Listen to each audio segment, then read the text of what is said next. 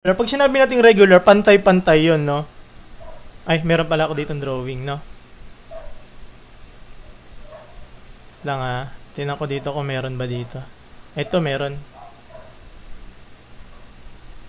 Drawing natin, no? Ayan siya. Okay.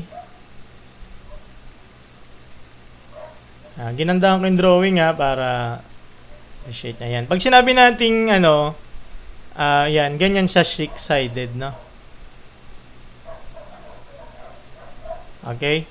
So, meron ka daw dyan, sabi niya, 9, measuring 9.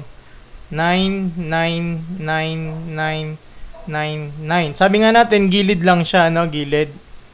Okay? Pag sinabi nating regular, ibig sabihin pantay-pantay yan. So, ang gagawin mo, tama yun, yung perimeter niya is parang 6 sides, i-multiply mo lang sa 9, kaya magiging 54 cm. Okay? Ang pagka-perimeter, hindi natin